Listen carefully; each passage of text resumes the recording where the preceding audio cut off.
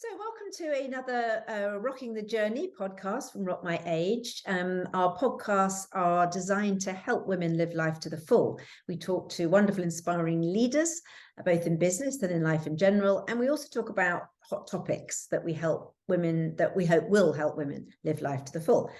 And this is a great hot topic we're going to talk about today, which is mental health. And I'm delighted to have with me today Gabriella Braun.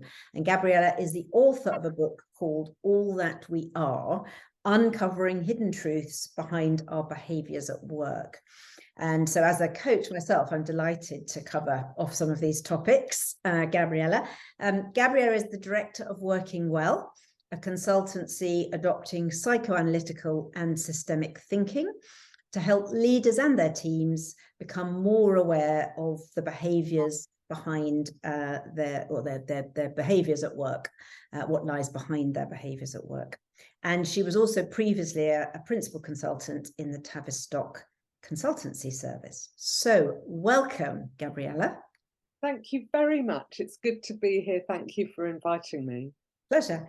So I think the first question really, but also this sort of the thing I was interested about in the book was this difference between what I suppose people describe as mental illness and mental health.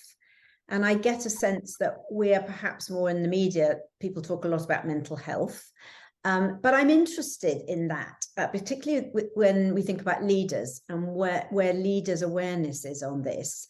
Help me understand that. What's the difference? How does that play out for you? Great question. Thank you.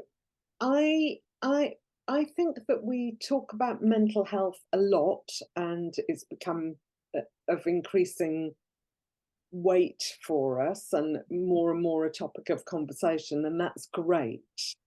But what I think isn't so great is that when we talk about mental health in reference to the workplace, we actually usually mean mental illness. And we talk about the things we have in place if people are unwell. What I would love to see is that we really talk about mental health and we really think about how do we make our workplaces healthy places that are good for people, where people and their mental health strive and they don't get so ill and they are not so damaged by work. And of course, we know that if people thrive, their work will thrive. It will be better for the organisation as well. And of course, clients thrive because, you know, if the employees are thriving and working well, it's a benefit to clients as well. It's an interesting piece, that, isn't it? Do you think it's because the word illness has a stigma attached to it, and therefore, in a way, people don't want to say, you know, I'm ill or I have mental illness, or, you know, for me, it feels different viscerally to health because that sounds positive. I think that's exactly right, that people are worried about the word illness, so they prefer to use the word health. But I think also we are trying to take shortcuts in the workplace. So we're thinking about remedial ways of dealing with this. You know, if there's a problem, I'll deal with it like this, or we, the organisation, will deal with it like that. Rather than thinking, how do we actually prevent some of the ill health in our organisations? So I think it's both. We're scared of the word illness. I think we also have this feeling that if we're mentally ill, that's it. You know, yes, we won't get better. We won't get better. Yes. So that makes it really scary, not the idea that we can, all of us at times, lose it, but we can recover again. I'm not talking about really serious mental illnesses. I'm talking about the average person on a daily basis. We might lose it. Yes, anxiety, or trauma. Yeah, exactly. But we can recover. But we do have a fear that if I'm ill, that's it. I'm ill forever. If I'm mad, that's it. I'm mad forever. Yeah. So that's part of our fear. Yes. And the labels don't help there, do they? And it's interesting, isn't it? Because I suppose it's degrees of, and this is the challenge, isn't it? Because I was thinking, reading your book, that the word burnout, it's we do throw that away a lot. Around a lot. We say, "Oh God, I feel burnt out," or "So and so's having a burnt out." And actually, in a negative way, perhaps that can become okay. It's like we're all, everyone's supposed to work flat out. You have to deal with burnout or whatever. But actually, in a sense, that is that can create mental illness, can't it? I totally agree. What's happened to us that we take it as a given now? If you're going to be successful, of course you'll go through a burnout. Yeah. That's how it is. Well, why? It's a bit crazy. Yeah. And actually I was reading around, not just in your book, but there's been a lot of, articles recently about this, that it's such the problem with burnout is it can be really long term. It can take years to get over. It's not just a sort of 6-month burnout. You can be debilitated for 4, 5, 6 years, or longer term if you get ME or MS out of it. Yeah, of course. Yeah. So, one of the things that just linked to, I suppose, this idea of mental and mental health, that I was interested in your journey personally, and also linked to work, is the idea of belonging. In the workplace, I think particularly through COVID, there was 2 challenges or obviously many challenges that the workplace, had to struggle with. But I thought one was interesting around belonging for new people that joined during COVID. And even now, when not everyone is back in the workplace, that new people found it hard to understand and feel the culture. Yes. They didn't meet and see people around. They didn't have the water cooler conversations. They didn't get a sense and a feel of what it feels like to work here. And I think the other piece, of course, for us all working at home was was the sense of isolation. Yes. And I know that you, when you were very young, moved around a lot and had to cope with and combat this idea of sort of feeling not secure, not perhaps even psychologically safe, and this idea of belonging. So would you share with me both those, sort of your own experience and journey around belonging, and how it led to your thoughts around the challenges of belonging in an organization? It's such an interesting question. And when I was writing the book, when I got to the chapter on belonging, I suddenly thought, I hadn't planned to write any of the book in first person in the way that chapter starts, breaks the mold. And I suddenly thought, why don't I try this as first person? And my editor was very encouraging to give that a go. And as you know, there are more chapters where I do that as well. But that was very important. And I learned a lot in writing it.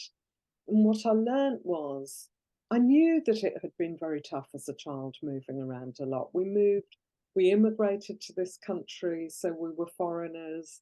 And writing the book, I really realized how much I'm the daughter of immigrants. I knew that, but it came home to me. And then we moved every 2 or 3 years. I was constantly starting in a new school. It wasn't easy. I think there's a bit of a myth about children's resilience. There are some things that children do need. And that wasn't easy, moving around all the time with parents who didn't really understand how things worked in this country necessarily. Not being in a place long enough to have those people. I always envied people who talked about auntie so-and-so. And auntie so-and-so wasn't an auntie, but had always been in their lives. So she was like an auntie. I never had those people because we weren't there long enough. So I had to learn to adapt all the time. And I think what it showed me, partly, I realized in writing the book that some of that is why I do the work that I do. And it helped prepare me for that. Yeah. But it also helped me understand, belonging is so important. And And I think workplace dynamics, some of those everyday things that don't get talked about, how people feel excluded or included, how there are cliques, Mm. how people are trying to make their way into a particular friendship group in work like we might have done at school. We don't talk about those things, Yeah. but they make a huge difference to how we feel in the workplace. And exactly as you said, during COVID, many people starting out couldn't get a sense of, it was very hard for them to break in because they weren't even there. Mm. How did they get a sense of what the culture was, what the norms were? Because so much of that is unspoken. We just pick it up. Mm. But it has such a dramatic impact on us psychologically. Do you think, I mean, what's the sort of, I'm not thinking about leaders and managers, what's the mechanism, the things that they need to think about in the context of belonging? Is it about things like checking in? One of the things I experience a lot is that in corporate life, people go in straight into meetings with an agenda, kind of just, you know, let's get the agenda done, and often, rarely, not all, of course, check in at a human level and say, how is everyone feeling? You know, is any, I mean, there are questions, aren't there, you know, about just kind of, you know, how are you doing today? And just get a sense of where everyone is. And if people, therefore, you can get a sense whether someone perhaps is feeling a bit isolated or, you know, having challenges fitting in at the moment or feeling included. So I just wondered about that. What do you think leaders and managers could do to help support that better? Well, I couldn't agree with you more, Erica. That's one of the things I say to people, actually, that you need to build in spaces that aren't agendaed. Mm. And they don't need to be colossal spaces, and it's not about having therapy, but it is about that check-in, exactly as you described. Mm. A space it's permissible and it becomes normal for people to say how they're doing. And they may say things, they can say as much or as little as they want, but it will become safer to say a little bit more about yourself. So people may say things like, actually, I'm not doing that great. My mum's ill, or I'm worried about my child, or, you know, thing. And it doesn't have to be a whole big thing, but it's helpful for them to have acknowledged that that's going on for them, and for other people to know that, and be sensitive to it. I think that starts to make a huge difference to how we feel. And once you do it a few times, you feel, you know, from my own experience, people feel more comfortable with it, and then you can build up on that, can't you? And it starts to build a way of being more of Yes. ourselves. Yes. In the workplace. Yes. Because one of the things I think is a big challenge for leaders and managers in this new, you know, we talk about hybrid work, and we're not going back to how it was before, but we don't really know how to do the new thing.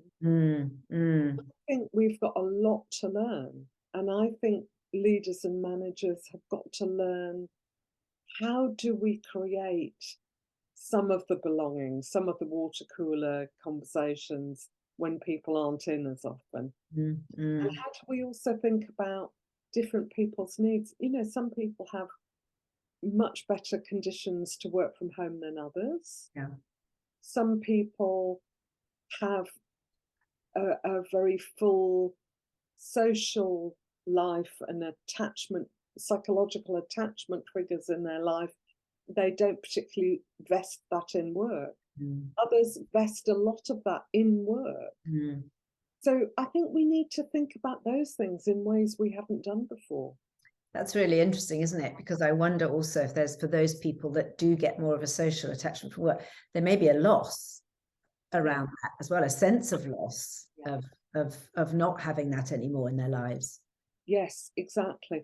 And yet I think there's a lot of loss going on in the workplace, because we lost what we had. We know it was problematic anyway, but still it is a loss. We lost some of the certainty about knowing what work was and how we operated. And we're kind of, well, what are we doing? We don't quite know now. But I think for some people there was a loss in that social structure. I It's can all see the that. other things that work provides, that when we go mad on efficiency, we miss all of that out. Yeah. I wonder also if there's a sense, sometimes I might be barking up the wrong tree here, but then, in some organizations there's a sense of patriarch that maybe also, maybe we'll go on to talk about the kind of family systems piece, where it's linked, isn't it, of course, to family systems. But I'm just wondering about that as well, that when we are more online, I wonder if one feels the patriarchy or matriarchy, depending on the organization, of course. Is your sense of that different now, do you think? I'm not sure. It's a good question. I don't know online whether people still get a sense, because sometimes in organizations, it's literally the way you walk into a building, you get a sense of that security of bricks and mortar and all of those things, don't you? And I don't know. It just came up as we were talking, and I was just thinking, I wonder if there is a difference in that piece or not. Just when we're talking about that, the behaviors of an organization, and particularly for leaders and managers, to observe, shine a light, become aware, understand more about it. Your book is a series of case studies plus your own, kind of dialogue and narrative through it. What did you see, and what was your experience been of the perhaps more destructive behaviors versus the more constructive that particularly in your case studies came out? I think it would be interesting for people to understand that a little bit more. I think things can sadly go horribly wrong in organisations, and we all within us have a destructive side and a constructive side. And I think one of the things we don't talk about, we don't train people for, but actually a major role for managers and leaders is to keep trying to help their teams and their organisations be on the constructive side. We don't think about that, do we? And when's that ever in leadership training? No, and also lots of, now it's much more strengths-based. I know there's many more organizations that work with strengths-based, but in the past it was probably a little bit more carrot and stick, wasn't it? And a little bit more originally more on the weaknesses. Yeah. And even when it's strengths-based, it's not about our capacity for being constructive and with our capacity for being destructive. So I think some of the things, and I think when we ignore human nature and its complexity, which we largely try and do at work, and pretend all of that gets left behind at home, we don't bring that to work. Of course we bring it to work, it's part of us. When we ignore it, it's more possible for it just to come up and bite us in the bum. So I have worked with teams where, morale is so bad they don't even say hello in the morning. I've worked with teams. There's one chapter in the book which is about repeating patterns, where they had a bully and the bully got sent off while they did an investigation. It took a year. They were in agony during that year. But what we realized was, me and the team, was actually they were complicit in the bullying. The team were complicit. And it was a destructive pattern, because once the first bully, let's say there were probably bullies before him, but once he got removed, they started to put somebody else in place as a bully, and then they'd all feel terrible. They'd feel like victims and they hated the bully, but they also set up the bully. And then they could feel very virtuous as a victim. So those are some of the things I've seen, as well as, just people really getting rather insane. There's one chapter that I call it Losing the Plot, where a board almost lost the plot, and they did lose the plot, and they almost brought the company down. But they got completely seduced by the idea of particular change that they'd struggled with for a long time. A new leader comes in, mesmerizes them with, I'll be able to change this overnight, it'll all be wonderful. And they kind of know that you can't do that overnight, but yet they don't speak up and they go with it, and there's havoc. Mm. Those kind of tips to destructive pulls in us go Yeah. on very regularly in the Yeah. work. Yeah. And just thinking about the piece you talked about there, patterns, that can happen in family systems, in organizational systems, and those repeats, unless you can try and find the source of this behavior, and understand how it's and why it's repeating, I think is really important, isn't it? And in a sense, your point about, it doesn't, just by taking one person out of the system, it doesn't heal the system. Exactly that. Exactly that. And there needs to be a much more kind of conscious approach to dealing with those issues to be truly able to clear that pattern of behavior and to heal and then move on in a new way, in a new set of behaviors, certainly, but probably in a new dynamic as well of the system. That's right. And one thing about systems thinking that I find incredibly helpful is that it can be really useful for diagnosing where things are going wrong. So, you can think about, for example, what is this person who's reportedly so difficult, or this department which is underperforming? What are they representing for the whole system, for the whole organisation? And when you think of it like that, you intervene in a different place. An example, I was asked years ago to go in and work with a team that were in terrible difficulty. And I said, that's fine, but I also want to work with the leadership team, because otherwise you're just looking at this team in isolation, and I suspect there's something more about the whole organisation, systemic, that needs to be thought about. So it altered where I wanted to intervene. Yes. And that's really interesting, isn't it? Around, it reminds me of the drama triangle, where people then hold positions, as you said, of a victim or a rescuer or a protagonist, and how they can play out, and just keep on going until someone shines a light on that for the team, and they can begin to see, their own behaviors and then the dynamic that it's built up. Yes, exactly that. Exactly that. So thinking about, one of the things I was thinking about leaders and going forward is a question also around the role of women as this, what marriage is for women.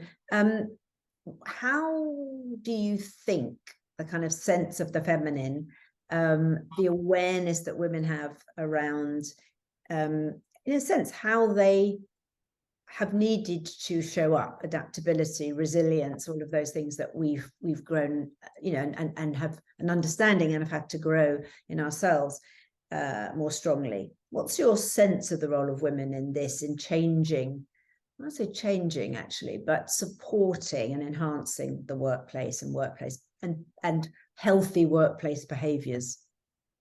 I think women have a tremendous role to play. There are reports coming out, like the latest McKinsey report, that talks about how women are more interested and do more to support well-being. So they're the ones that will mentor younger colleagues or new colleagues. They'll put the time into listening to people if people are a bit distressed. They'll do all that stuff, all that glue that keeps things going. But they're also getting very fed up because they're not rewarded for it so often. That, it's all done unpaid and unrecognised. Yes, unrecognised is very true, actually. I've had a lot of feedback from women coaches that I have, women colleagues that say the same thing. Yeah. And so I think a lot of women are getting really fed up with that. But I think if women and men can come together at this moment, and people generally, we all start to recognise what women have been doing and are very well able to do, and we put it out there as we kind of forefront it and say we need this, and it should be part of what we are saying in people's jobs. It's not the after hours, it's not the behind the scenes, it's out there, it's rewarded, it's valued. And we need some of that in order to humanise our workplaces. I think women have had to learn so much about how to do that. And they do care a lot about it. They care about diversity a lot. So some of the values that we have been espousing can really come to the fore. And I think the danger would be that now we say, okay, men, your time's over, we're it now.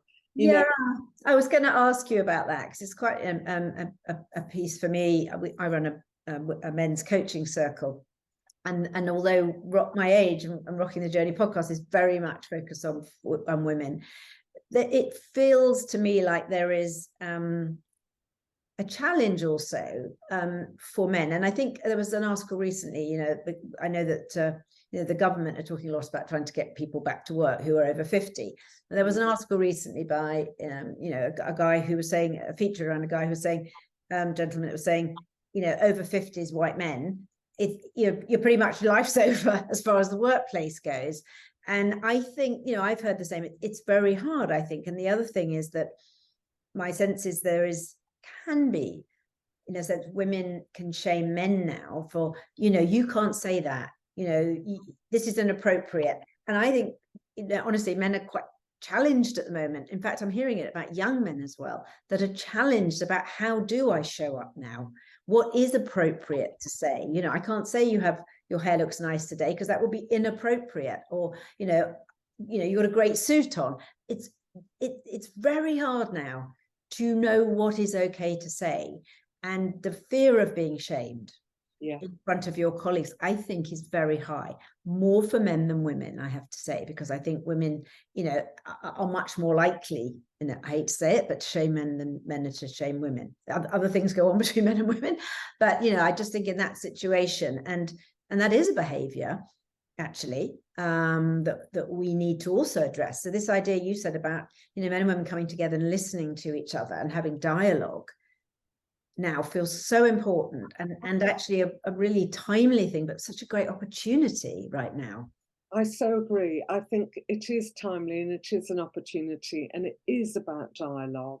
And it is, I think, a lot of women aren't doing the shaming bit, but of course others are doing it. Yeah. And there might be an unconscious element of retaliation, because we have been badly treated. We still look at pay levels and seniority levels, Absolutely. and we're still, after all this time and all the action and all the hard work women have put into it, we're still not up there alongside in parity with men.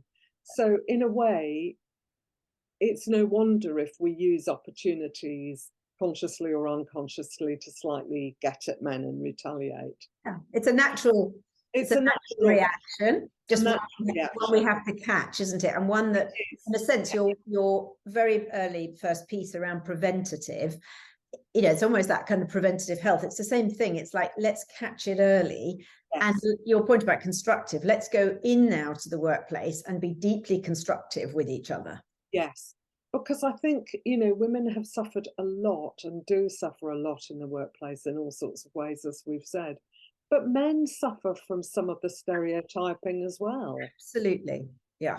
It is an opportunity to have really good dialogue and be really curious about each other's perspectives. Absolutely. Yeah. Because it's kind of 1 + 1 = 4, isn't it? If we could come together and make everything richer, that would be wonderful. Just linked to that, we talked about government just then. The wider societal, how well placed government really is to help, particularly in the workplace, organizations to have a better or greater capacity for introducing mental health and understanding mental illness. What's your sense of government's role in this? Are they visionary enough? Have they got the capacity to do this? Is this really businesses now that have got to step up and just lead the way? What's your sense? I think businesses have got to step up and lead the way. I think government needs to sort their own house out. If 10 Downing Street is a workplace, which it is, I think it's rather a dysfunctional one. They need to get their own act together. So they're not going to be able to lead the way in this. Yes. Really not going to lead the way. I think businesses have got to step up. Yeah. And, that is interesting in its own right, isn't it? Because, we talk about leading the way and role models. I was thinking the other day, we've got one, I think he's just been picked up the post now, Elon Musk, one of the richest men in the world, going into Twitter. And I suppose there was some backlash there around his immediate kind of actions of letting people go and the way that was done and everything. It's an interesting one as well, isn't it? Because a lot of people would look at that and say, look at him, he's the richest guy in the world, he's very successful, going in and, just, letting people go, etc. This is the way to go, sort of thing. So I think it's a really interesting thing how role models, whether it's the government or leaders in the field, how they show up. And we do talk a lot about conscious leadership, but the ability to role model conscious behaviors, mindful behaviors in business has to be something that we all hope, that we're going to talk about the word hope actually in a minute. Hope is the way forward. Yes. I mean, role modeling is so important, and a figure like Elon Musk doesn't help. And a lot of political leaders, sadly, are not helping. Hope, the word hope.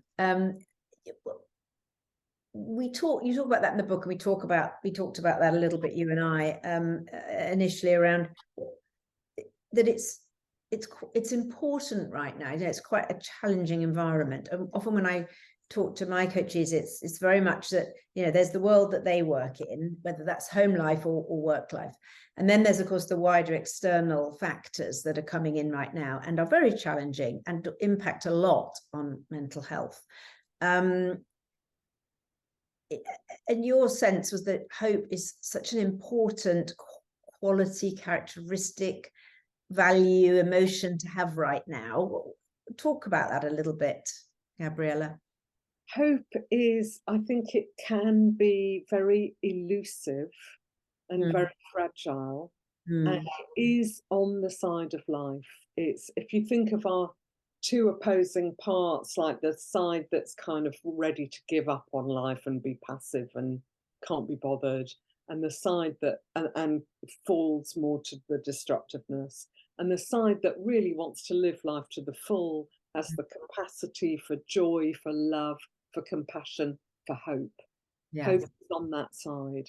Yes. And I think it's a time where the world is in such turbulence. There are so many desperate things going on.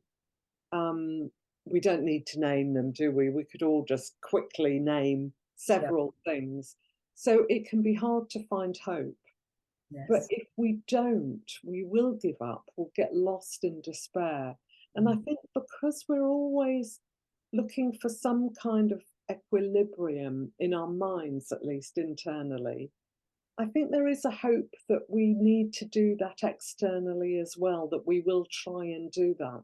So when things are really awful, maybe it will pull us to that more constructive side, and we can be hopeful and we can be driven to try and change things for the better. So actually, I think it's really important to find hope, but I'm sort of hopeful about it. I'm hopeful about that. It's interesting, that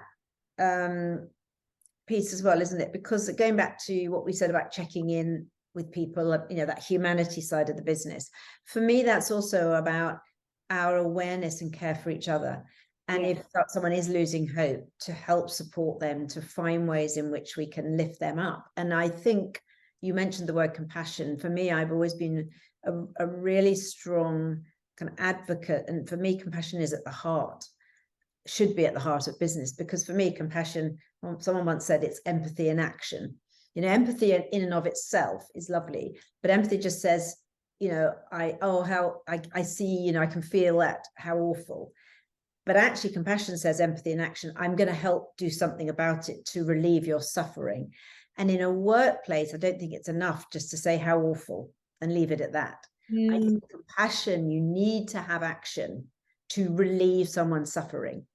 And that's the thing that, and I think it needs to be galvanized, and we could all help each other with. I think we could. And I think action can be big and it can be small. So sometimes an action could be spending an extra 10 minutes talking to somebody about how they're feeling. That is action. And it can alleviate something for that person. It can make them feel less alone. It can make them feel that it's not just them. That a thank you, a well done, a celebrate success. Exactly, some of those things. And not the false reassurance and not the false bonhomie or cheerfulness, but the genuine thank you and genuine well done and genuine, you don't seem your normal self today. What is something going on for you? Those are actions and they matter and they make a big difference. Brilliant. No, thank you. I think we've covered so much. I'm just wondering, is there anything else that you cover in your book that feels important to you to share today about the things that you've learned, that you've uncovered in your work with the different teams that you've had the opportunity to work with? Oh, that's a lovely question. I suppose the other thing that I would say is the power of the unconscious. That we don't think about the unconscious at the workplace, that we put as such a big thing, rationality. But as people, we're not only rational, we can be very irrational. And we don't only have a conscious mind, we have an unconscious mind. And it is affecting us all the time, whether we like it or not. So actually paying attention to the fact that we're not in control of everything within ourselves, let alone within our environment. And we need to be aware of that and be sensitive to that and think about that with kindness and compassion, but knowing that there's a whole other layer that it's helpful. And we can make some of the unconscious dynamics in the workplace more conscious, and that helps. Gee, that's a really interesting comment there, because one of the pieces that I worked through a lot this last year, actually, the last year, was around unconscious contracts.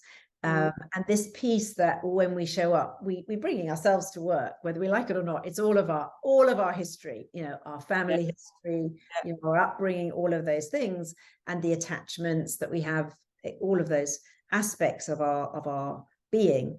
And one of the things that I suppose uncovered, shined a light on, began to understand more about, was the unconscious contracts we have. In my context, it was an unconscious contract with my father around my business, and the emotional threads that had connected over the many years.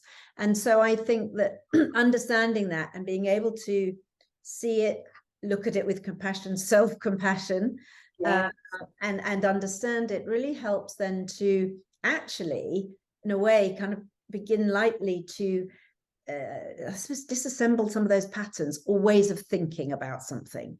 And that for me was a really powerful piece of work for me. So I think that unconscious piece, unconscious bias, of course, as well, all of these pieces are so important in the workplace, aren't they? Totally. And they can help us to get a bit of a different perspective. So rather than just getting caught in something, we can stand back a little bit and look at ourselves and think, why am I reacting like that? What is this all about? Become the observer. We become the observer of ourselves, not just the protagonists in our own drama. Yes. I love a bit of drama, but not all the time. Not all the time, but it's still good. Gabriella, thank you so much. That's been a fabulous conversation. And just again to mention the book, All That We Are. I know that the paperback actually is out this month, isn't it? February. It came out yesterday, the paperback. yesterday. Fantastic. So just out, the paperback, All That We Are, Uncovering Hidden Truths Behind Our Behaviours at Work. There's also an audio book as well, isn't there? Yes. And we will pop that on the link, of course, along with this podcast. Thank you again, Gabriella. It's been fantastic to talk about this subject. Thank you so much. Great conversation and great questions. Thank you for having me, Erica.